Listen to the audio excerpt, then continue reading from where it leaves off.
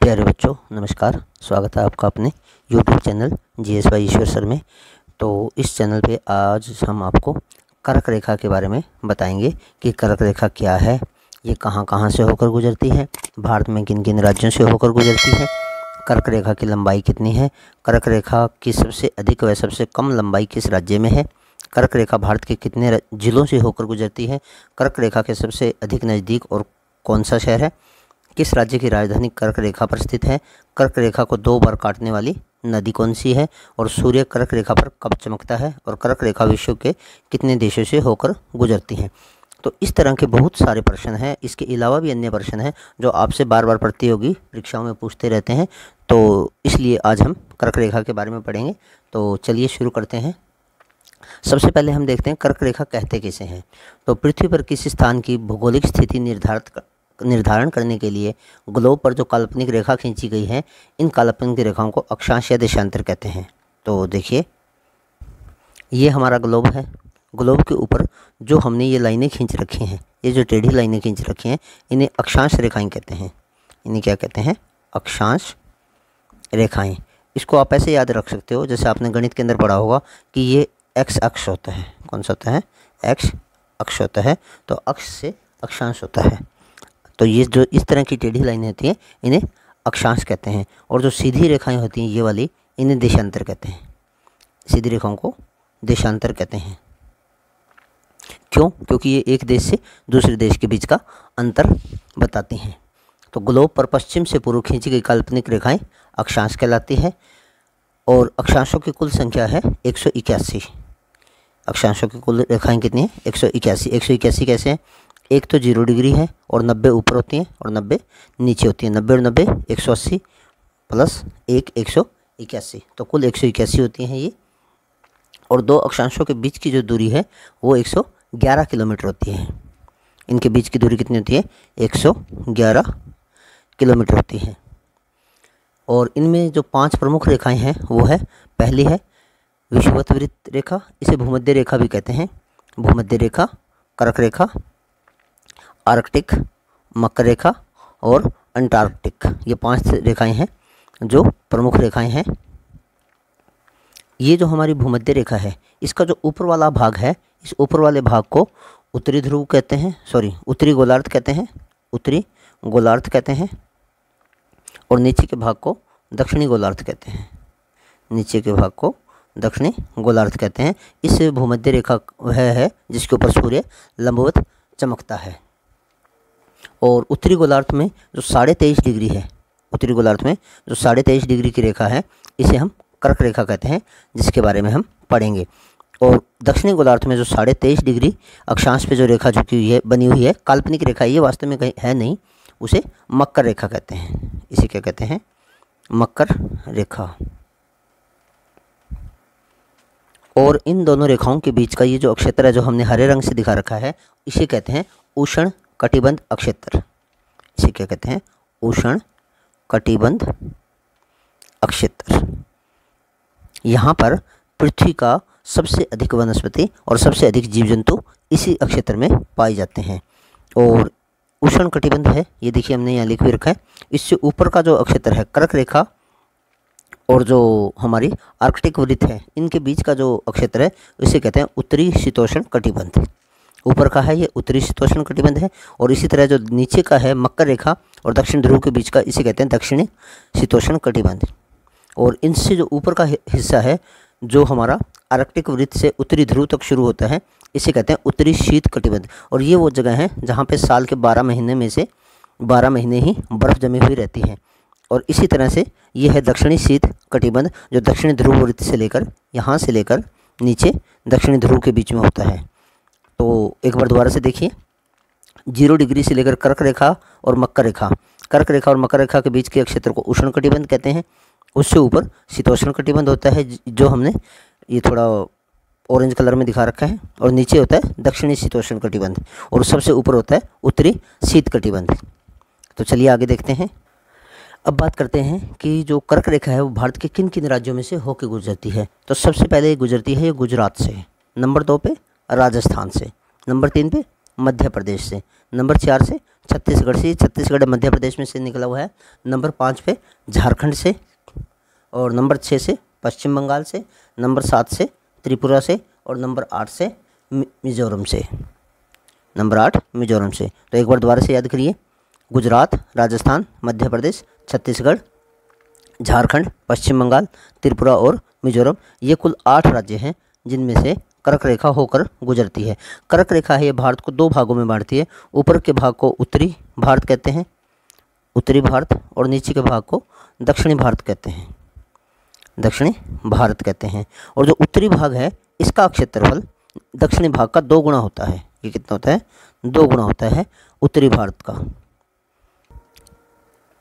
कर्क रेखा गुजरात के कच्छ से शुरू होती है, गुजरात के कच्छ से शुरू होकर, और जो मिजोरम है उसके शेरछिप जिला है वहाँ पे जाकर ये समाप्त होती है। तो कई बार ये भी पूछ लिया जाता है कि कर्क रेखा कहाँ से लेकर कहाँ तक है भारत के अंदर, तो गुजरात के कच्छ से लेकर मिजोरम के शेरछिप जिला है, ये आपको याद होना चाहिए। और इसके बाद में कई बार ये भी आपसे कर्म में पूछ लिया जाता है कि कर्क रेखा भारत के किन किन राज्यों से होकर गुजरती है और किन किन राज्यों से कितने जिलों से होकर गुजरती है। तो पहला है गुजरात, गुजरात में यह है 6 जिलों से होकर गुजरती है। उसके बाद में राजस्थान है, राजस्थान में 2 जिलों से होकर गुजरती है। और सबसे ज़्यादा भारत में मध्य प्रदेश है जहाँ पे ये 14 जिलों से होकर गुजरती है। छत्तीसगढ़ में 3 जिलों से होकर गुजरती है, और झारखंड में 2 जिलों से होकर गुजरती है। राजस्थान में भी 2 जिलों से होकर गुजरती है, और छत्तीसगढ़ में भी 2 जिलों से होकर गुजरती है। पश्चिम बंगाल में 4 जिलों से होकर गुजरती है, और उसके बाद में त्रिपुरा में 1 जिले से होकर गुजरती है, और जो मिजोरम है वहाँ पे 3 जिलों से होकर ये जो रेखा है कर्क रेखा गुजरती है। तो ये बात भी आपको याद होनी चाहिए। सबसे ज़्यादा मध्य प्रदेश में 14 जिले से, फिर उसके बाद में गुजरात में 6 जिले से, उसके बाद में पश्चिम बंगाल से 4 जिले से, उसके बाद में मिजोरम में 3 जिलों से, त्रिपुरा में 1 जिले से, झारखंड से भी 2 और राजस्थान से भी 2 जिलों से, और छत्तीसगढ़ से 3 जिलों से। ये बात भी आपको याद होनी चाहिए। अब कई बार ये पूछ लिया जाता है कि कौन कौन से ऐसे राज्य हैं जिनकी राजधानियाँ कर्क रेखा पर है, तो उसके अंदर 2 जिलों का नाम आता है। एक तो मध्य प्रदेश की राजधानी भोपाल है, एक तो मध्य प्रदेश की राजधानी है भोपाल, और दूसरी जो झारखंड की राजधानी है रांची। तो अगर आपसे पूछ लिया जाता है कि किन 2 राज्यों की राजधानी कर्क रेखा पर स्थित है, तो एक भोपाल है और दूसरी है रांची। रांची झारखंड की राजधानी है और भोपाल मध्य प्रदेश की राजधानी है। ये दोनों की दोनों ही कर्क रेखा पर स्थित है। और कई बार ये पूछ लेते हैं कि कौन से राज्य का शहर कर्क रेखा के सबसे नज़दीक है। तो जो त्रिपुरा है, त्रिपुरा के अंदर की राजधानी अगरतला है, यह कर्क रेखा के सबसे नज़दीक का शहर है, सबसे नज़दीक का शहर। ये भी कई बार पूछ लिया जाता है। अगर ये पूछते हैं कि कौन से 2 शहरों की राजधानी कर्क रेखा पे है, तो भोपाल और रांची है, जो कि झारखंड और मध्य प्रदेश की राजधानी है। और सबसे नज़दीक का शहर कौन सा है? अगरतला है। और आगे इसमें देखेंगे कर्क रेखा की सबसे ज़्यादा लंबाई कहाँ पर है, तो कर्क रेखा की सबसे ज़्यादा जो लंबाई है वो लंबाई है मध्य प्रदेश के अंदर। और इसकी अगर कुल लंबाई की बात करें तो वो है 2, 6, 7, 8 किलोमीटर। ये कर्क रेखा की कुल लंबाई है, जो कई बार एग्जाम में पूछ ली जाती है कि कहाँ से कितनी लंबी है कर्क रेखा सबसे ज़्यादा। तो सबसे ज़्यादा कर्क रेखा 2678 किलोमीटर है, और इसकी सबसे ज़्यादा लंबाई है वो मध्य प्रदेश के अंदर है। और कर्क रेखा है इसकी सबसे कम लंबाई राजस्थान के अंदर है, जहाँ पे ये सिर्फ 2 जिलों के अंदर से गुजरती है। और आगे हम बात करेंगे कर्क रेखा को काटने वाली नदी, वह नदी जिसे कर्क रेखा 2 बार काटती है, तो उसका नाम है माही नदी। माही नदी है, यह कर्क रेखा को 2 बार काटती है। और माही नदी है ये मध्य प्रदेश के धार जिले के समीप मिंडा ग्राम की विंध्याचल पर्वत श्रेणी से निकलती है। ये यहाँ से निकलती है माही नदी, और यहाँ से ऐसे होके ऐसे गुजरात से निकलती है। तो ये 2 बार यहाँ से मध्य प्रदेश से निकल के जब गुजरात में जाके आगे अरब सागर में गिरती है, तो उससे पहले 2 बार कर्क रेखा को क्रॉस करती है। और माही नदी है इसकी कुल जो लंबाई है वो 576 किलोमीटर है, 576 किलोमीटर है। और विंध्याचल पर्वत से निकलती है, ये विंध्याचल पर्वत से निकलती है माही नदी। तो चलिए आगे हम बात करेंगे विश्व में। ये कर्क रेखा है, कर्क रेखा है जो 23.5 डिग्री पे है उत्तरी गोलार्ध में, उत्तरी गोलार्ध में। तो यह विश्व में कहाँ से गुजरती है, तो ये 3 महाद्वीपों से होकर गुजरती है। एक उत्तरी अमेरिका से गुजरती है, एक उत्तरी अमेरिका से गुजरती है, दूसरा अफ्रीका महाद्वीप से गुजरती है और तीसरा एशिया महाद्वीप से। कई बार ये भी पूछ लिया जाता है कि कर्क रेखा दुनिया के कितने महाद्वीपों से गुजरती है, तो 3 महाद्वीपों से गुजरती है। और अगर कुल देशों की बात करें तो 19 देशों से होकर गुजरती है। ये 19 देशों में से होकर गुजरती है, जिसमें उत्तरी अमेरिका के 3 देश हैं। उत्तरी अमेरिका के 3 देश हैं, अफ्रीका महाद्वीप के 8 देश हैं, 8 और 3 11, और उसके बाद में 8 देश ही एशिया महाद्वीप के हैं। तो कुल 19 हैं, 3, 8 और 8। और अगर हम इन देशों की बात करें तो उत्तरी अमेरिका के अगर देशों की बात करें जहाँ से ये होकर गुजरती है, तो एक अमेरिका से, एक मैक्सिको से और एक बहामास से। और अगर हम बात करें अफ्रीका महाद्वीप की, तो वहाँ पे ये पश्चिम सहारा, मुर्तानिया, माली, अल्जीरिया, नाइजीर, लीबिया, चाड और मिस्र से होकर गुजरती है। और अगर एशिया महाद्वीप की बात करें तो एशिया महाद्वीप में संयुक्त अरब अमीरात है, वहाँ से होकर गुजरती है। और सऊदी अरब से होकर गुजरती है, ओमान से, भारत से, बांग्लादेश से, म्यांमार से, चीन से और ताइवान से। इन 8 देशों से होकर यह गुजरती है और कुल 19 देशों में से होकर गुजरती है। एक बार दोबारा फिर अपने ग्लोब पर चलते हैं। हमें पता है कि पृथ्वी अपने अक्ष पे 23.5 डिग्री झुकी हुई है। तो जब पृथ्वी सूर्य के चारों ओर चक्कर लगाती है तो कभी उत्तरी गोलार्ध और कभी दक्षिणी गोलार्ध सूर्य के सामने होता है, इसलिए सूर्य का प्रकाश पृथ्वी पे एक समान नहीं पड़ता। और यही कारण है कि जो ध्रुव हैं, इन ध्रुवों पे 6 महीनों की दिन और 6 महीने का रात होती है। उत्तरी गोलार्ध जब सूर्य के सामने अत्यधिक झुका होता है तो इसे जून क्रांति कहते हैं। क्या कहते हैं? जून क्रांति। जब उत्तरी गोलार्ध सूर्य के सामने बहुत ज़्यादा झुका होता है। जून क्रांति के समय सूर्य कर्क राशि में होता है, इसलिए इस रेखा को कर्क रेखा कहते हैं। क्या कहते हैं? कर्क रेखा। कई बार ये भी पूछ लेते हैं, भूगोल की क्लासों में पूछ लिया जाता है कि कर्क रेखा क्यों कहा जाता है। तो क्यों कहते हैं? क्योंकि जब उत्तरी गोलार्ध सूर्य के सामने ज़्यादा झुका हुआ होता है तब इस घटना को जून क्रांति कहते हैं। और जून क्रांति के समय सूर्य होता है वो कर्क राशि में होता है, इसलिए इसे कर्क रेखा कहते हैं। और जब सूर्य दक्षिणी गोलार्ध से उत्तरी गोलार्ध की ओर बढ़ता है, दक्षिणी गोलार्ध से उत्तरी गोलार्ध की ओर बढ़ता है तो इसे उत्तरायण कहते हैं। और जब सूर्य उत्तरी गोलार्ध से दक्षिण गोलार्ध की ओर बढ़ता है तो इसे दक्षिणायन कहते हैं। 22 दिसंबर को सूर्य मकर रेखा पर लंबवत चमकता है। ये जो मकर रेखा होती है इस पर 22 दिसंबर को चमकता है। कब चमकता है? 22 दिसंबर को चमकता है। इसलिए 22 दिसंबर को दक्षिण गोलार्ध में सबसे बड़ा दिन होता है और सबसे छोटी रात होती है। सबसे बड़ा दिन व छोटी रात, वह सबसे छोटी रात होती है।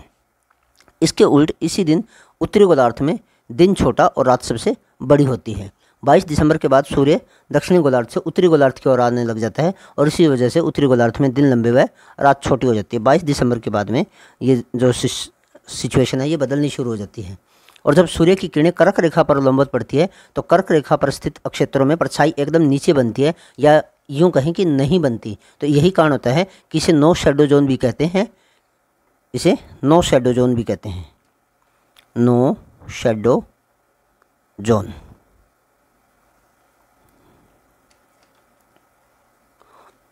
और ये जो नो शेडो जोन होता है ये 21 जून को होता है। कब होता है? 21 जून को होता है। 21 जून को सूर्य होता है वो कर्क रेखा पर बिल्कुल लंबवत चमकता है। और जब बिल्कुल सीधा चमकेगा तो उस दिन आपकी परछाई नहीं बनेगी। तो उम्मीद करता हूँ 21 जून और 22 दिसंबर दोनों तारीखें आप याद रखेंगे। 21 जून के बाद में हमारे यहाँ पे जो दिन होते हैं वो छोटे होने शुरू हो जाते हैं और रातें बड़ी होनी शुरू हो जाती हैं। और 22 दिसंबर के बाद में जैसे दिन हैं वो बड़े होने शुरू हो जाते हैं और रातें छोटी होनी शुरू हो जाती हैं। तो ये परिस्थितियाँ चलती रहती हैं। और 21 मार्च और 23 सितंबर को सूर्य विषुवत रेखा पर चमकता है। ये जो भूमध्य रेखा होती है इसके ऊपर 21 मार्च और 23 सितंबर को, 21 मार्च और 23 सितंबर को ये विषुवत वृत्त पर बिल्कुल सीधा चमकता है। और इस दिन क्या होता है? दिन और रात दोनों एक समान होते हैं। तो ये सारी जानकारी है, ये कर्क रेखा के बारे में है। कर्क रेखा है, सूर्य की स्थिति है। और उम्मीद करता हूँ आपको ये जानकारी पसंद आई होगी, अच्छी लगी होगी। धन्यवाद। आपका दिन शुभ हो। ये आपका चैनल है GSY ईश्वर सर, इसे लाइक और सब्सक्राइब कर दीजिए। आपका दिन शुभ हो। Thank you.